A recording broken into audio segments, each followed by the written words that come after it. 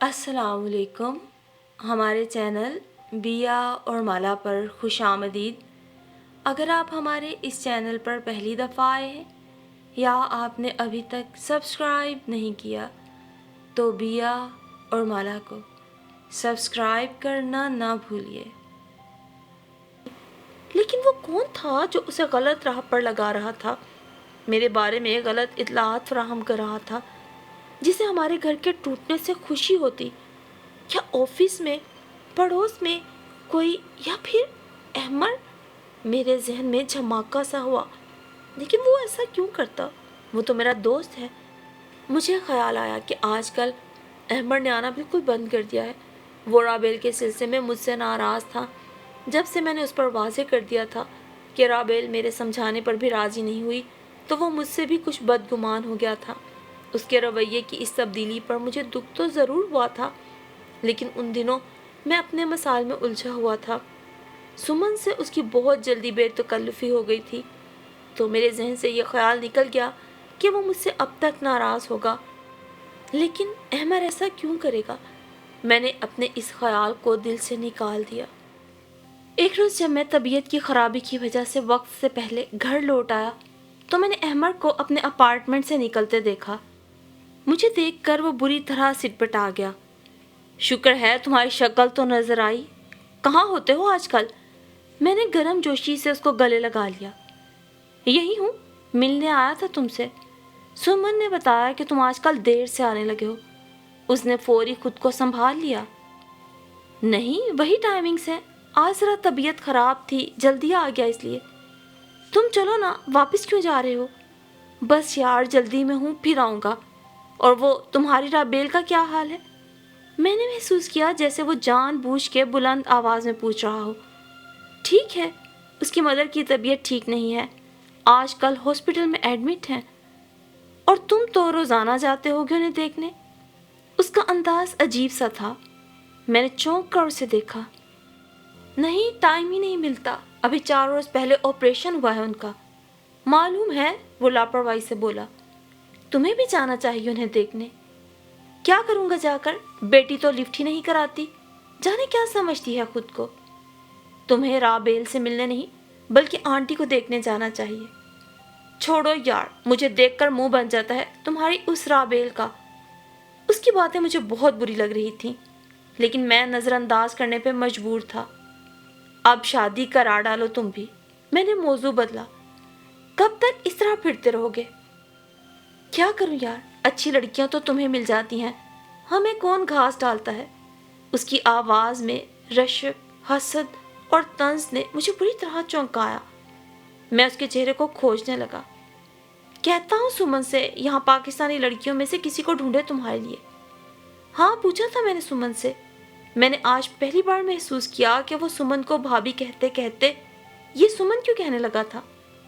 پھر کیا کہا اس نے؟ میرا لہجہ بھی تیکھا ہو گیا۔ کہہ رہی تھی یہاں تو ڈھنگ کی لڑکیاں ملنی مشکل ہیں، مجھے ہی مل جاتے اب پہلے۔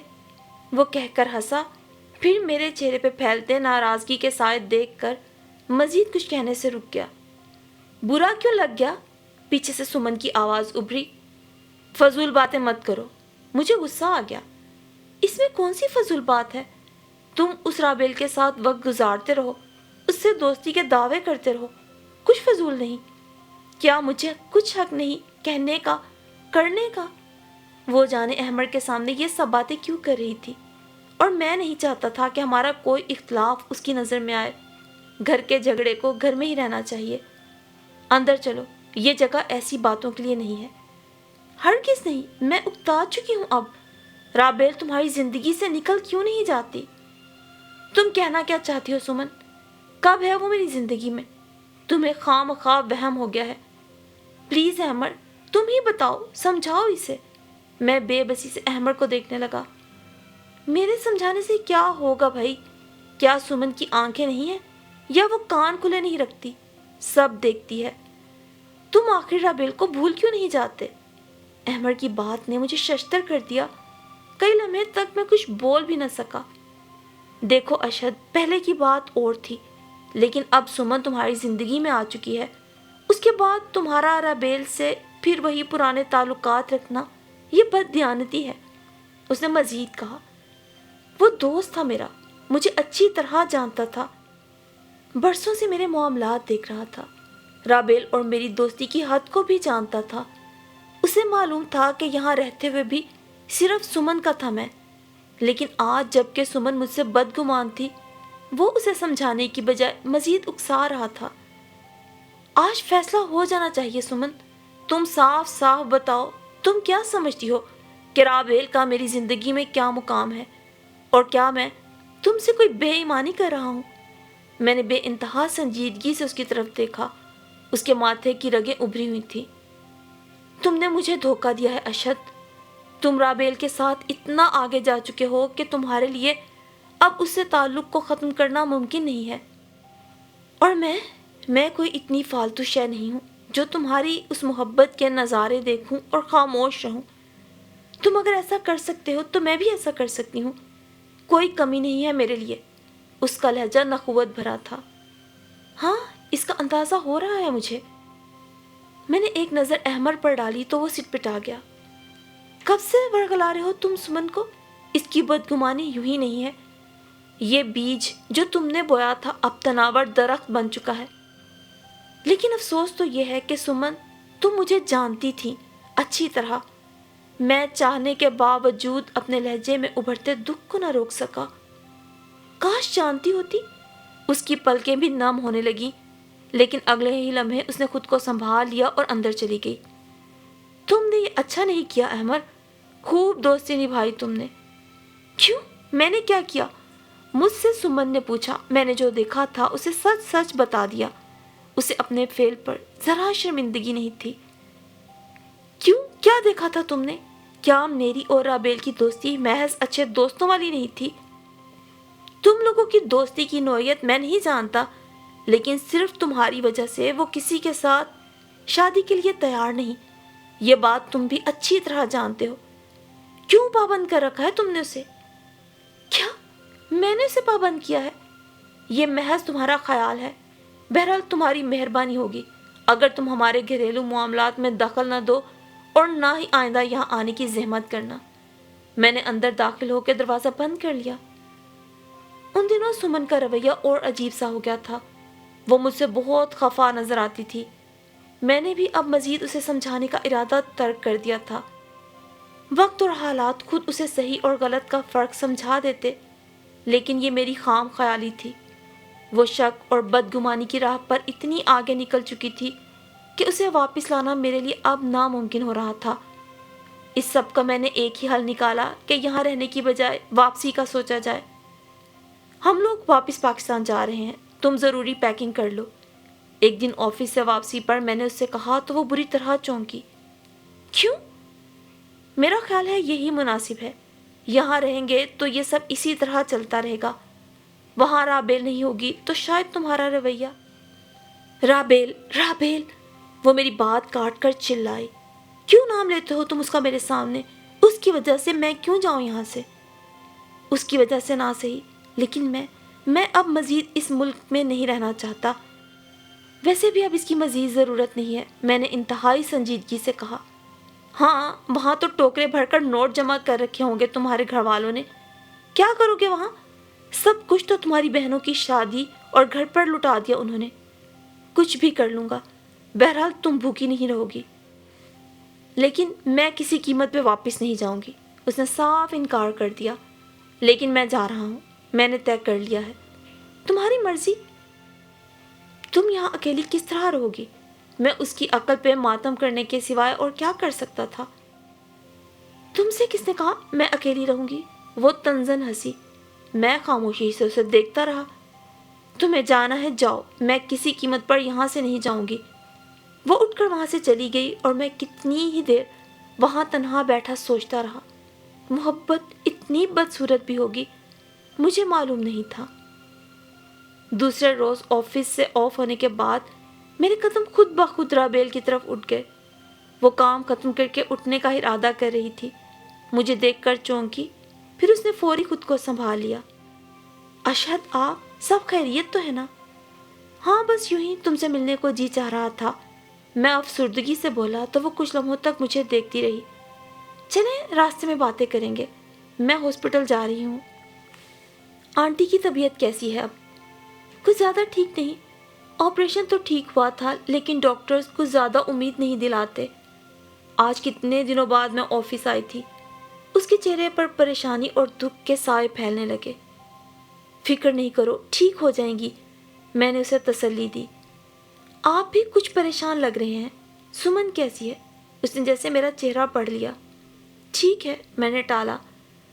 راویل، میں واپس پاکستان جانا چاہتا ہوں، لیکن سمن، بس وہ مان جائے تو۔ واپس؟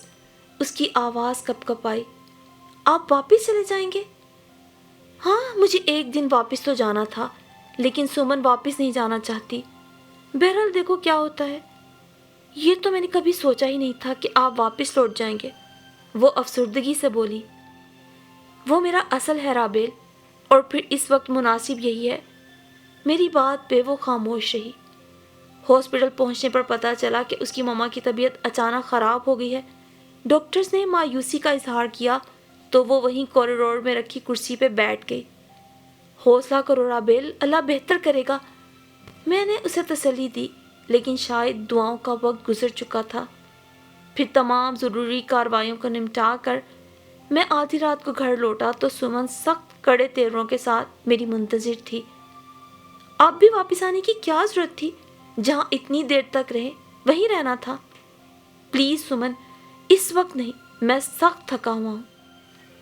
کیوں؟ اس کی صورت دیکھنے سے تھکن نہیں اتری تمہاری؟ میں اس کے ساتھ ہاسپٹل میں تھا، اس کی ماما کی ڈیتھ ہو گئی ہے، صبح ان کی ڈیڈ باڈی ملے گی، تدفین کے انتظامات کرنے ہیں، وہ اکیلی ہے، اس وقت اسے اس کی ایک کولیگ کے پاس چھوڑ کے آیا ہوں۔ دیکھو سمن، اسے اس وقت میری اور تمہاری ضرورت ہے۔ میں نے برداشت اور تحمل سے اسے سمجھایا۔ کیوں؟ دنیا میں تمہارے سوا اس کا کوئی نہیں ہے؟ کوئی رشتہ دار، دوست، پڑوسی؟ وہ سب کچھ سننے کے بعد بھی طنز سے باز نہ آئی۔ پہلی بار مجھے احساس ہوا کہ اسے پسند کرنا، اس سے محبت کرنا، اس کا انتظار کرنا اور پھر شادی میری زندگی کی سب سے بڑی بھول تھی۔ میں تمہیں ان باتوں کا کوئی جواب نہیں دینا چاہتا اس وقت۔ میں وہاں سے ہٹ کر اندر چلا گیا۔ پھر 2-1 دن تک میں سمن سے اس معاملے میں بالکل نہیں الجھا۔ میرے کہنے کے باوجود وہ رابیل سے ملنے نہیں گئی، اور تیسرے دن جب رابیل کچھ نارمل حالت میں آئی تو میں نے سکون کا سانس لیا، لیکن سمن ان 3 دنوں میں مجھ سے اور دور چلی گئی تھی۔ میں واپس جانے کی وجہ سے اپنے سارے ضروری کام نمٹا رہا تھا۔ سمن کو راضی کرنے کا فی الوقت سب سے ضروری کام تھا، اور وہ واپسی کے لیے کسی طور تیار نہیں تھی۔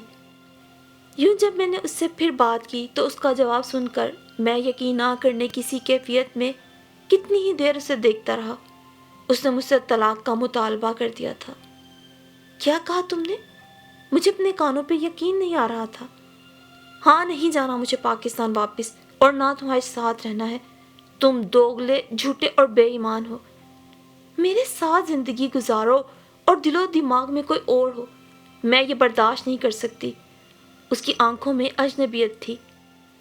میں اس سلسلے میں تمہیں کئی بار سمجھا چکا ہوں، اور اسی وجہ سے میں نے واپسی کا ارادہ کیا ہے۔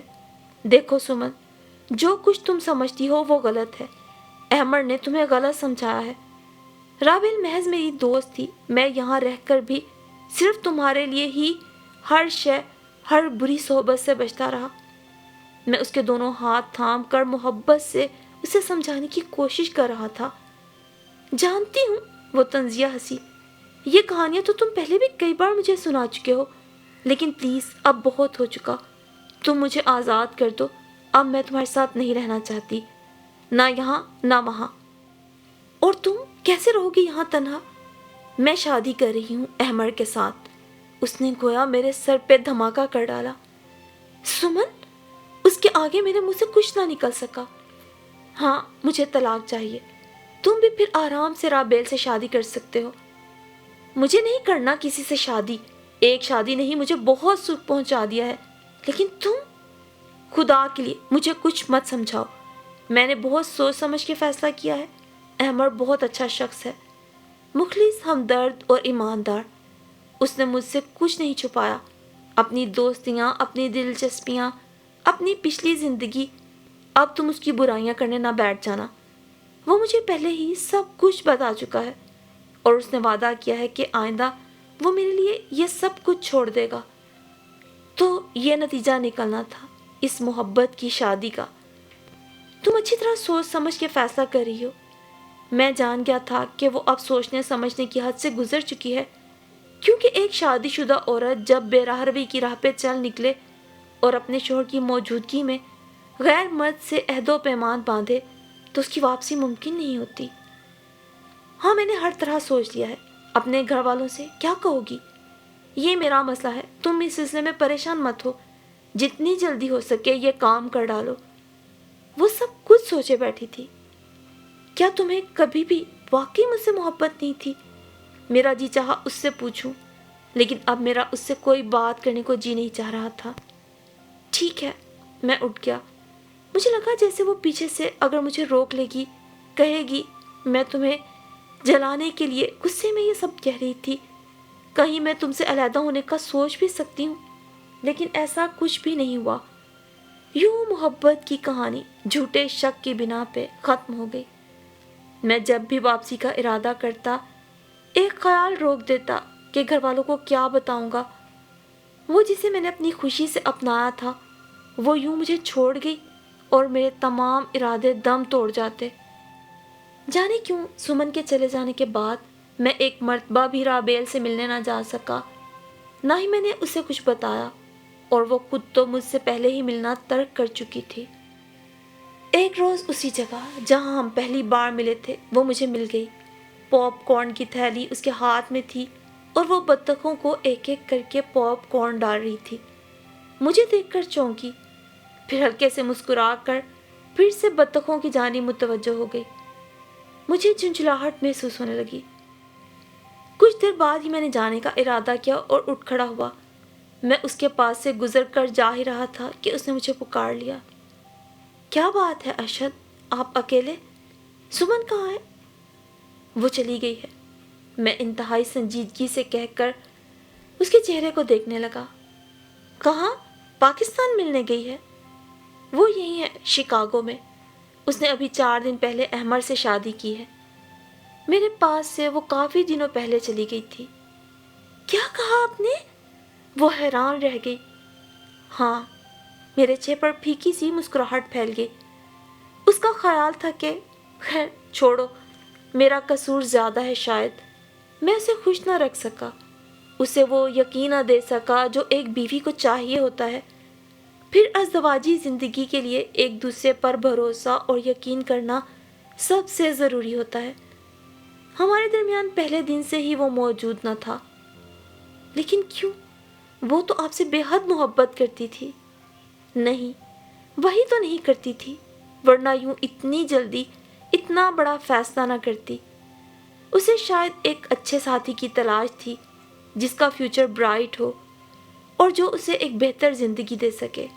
پاکستان سے باہر کسی ترقی یافتہ ملک میں زندگی گزارنا اس کا خواب تھا، میں نہیں۔ میں اسے وہ سب نہ دے سکا۔ اسے مجھ سے زیادہ اچھا شخص مل گیا، یا پھر شاید میں ہی اسے وہ یقین نہ دے سکا جو ایک بیوی چاہتی ہے، میں پژمردگی سے کہہ رہا تھا۔ لیکن آپ تو… خیر چھوڑیں، بھول جائیں سب کچھ۔ اس کی آنکھوں میں وہی مخصوص ہمدردی اور نرمی اتر آئی۔ کیا بھولنا اتنا آسان ہے؟ شاید نہیں، لیکن بعض مرتبہ ہمیں نہ چاہنے کے باوجود سب کچھ بھولنے پہ مجبور ہونا پڑتا ہے۔ یہی زندگی ہے۔ میں نے محسوس کیا اس کی پلکوں کے پیچھے نمی چھپی ہوئی تھی۔ ہاں، ٹھیک کہا تم نے، میں نے گویا ہار مان لی۔ اچھا، چلتی ہوں۔ وہ جانے لگی۔ میں نے اسے جاتے دیکھا۔ میں اسے روکنا چاہتا تھا، لیکن اس طرح تو سمن کے شک کو یقین مل جاتا۔ نہیں، میں اس کی سوچ کو سچ ثابت نہیں ہونے دوں گا۔ لیکن میں سوچتا رہا، لیکن اس کے شک کو جھٹلانے کے لیے میں اپنی زندگی کو ایک اچھے دوست سے محروم کیوں کروں؟ مجھے بھی ایک پرسکون زندگی گزارنے کا حق ہے۔ زندگی کوئی ایک دن کی کہانی نہیں، سالوں پر محیط ہوتی ہے۔ اور اگر یہ کوئی فلم یا افسانہ ہوتا تو شاید، لیکن یہ میری زندگی ہے۔ میں نے فوری فیصلہ کر لیا اور رابیل کو آواز دے ڈالی۔ میری آواز پر پلٹ کر اس نے دیکھا۔ اس کی آنکھوں میں بے یقینی کسی کیفیت تھی، جیسے اسے میرے چہرے پہ پھیلی ہوئی مسکراہٹ کا یقین آ رہا ہو۔ کیا تم میرے ساتھ پاکستان چلو گی؟ میں نے پہلی بار اس استحقاق سے اس کے ہاتھ تھامے، اس استحقاق سے جس کی شاید اسے بہت قدر و قیمت بھی تھی اور ضرورت بھی۔ اس کے ہاتھوں کی کپ کپاہٹ اور نرمی نے مجھے سب کچھ سمجھا دیا، لیکن میں اس کے ہونٹوں سے سننا چاہتا تھا۔ کیا تم نہیں جانتے؟ اس کی آنکھوں نے شکوہ کیا۔ جانتا ہوں، جانتا تھا، لیکن شاید سب کچھ اسی طرح ہونا تھا۔ میں نے آہستگی سے اعتراف کیا۔ کہیں میری وجہ سے تو؟ وہ افسردہ ہو گئی۔ نہیں، کوئی کسی کی وجہ سے نہیں جاتا، سب اپنے لیے سوچتے ہیں، میں بھی اپنے لیے سوچ رہا ہوں۔ بولو، تم ایسا نہیں چاہتی کہ میں یہیں امریکہ میں رہوں؟ نہیں، اس نے سر ہلایا۔ میرے لیے سب سے زیادہ آپ کی ذات اہم ہے۔ آپ کہیں بھی رہیں، کہیں بھی رکھیں۔ اور اس کا پہلا اعتراف میرے دل میں سکون بن کر اتر گیا، اور میں جانتا تھا اس اجنبی لڑکی سے امریکہ جیسے ملک میں میری پہلی ملاقات ہی میری زندگی میں ایک نیا موڑ ثابت ہوئی تھی، اور اب یقیناً اس کا ساتھ میری زندگی کو بالکل بدل کے رکھ دے گا۔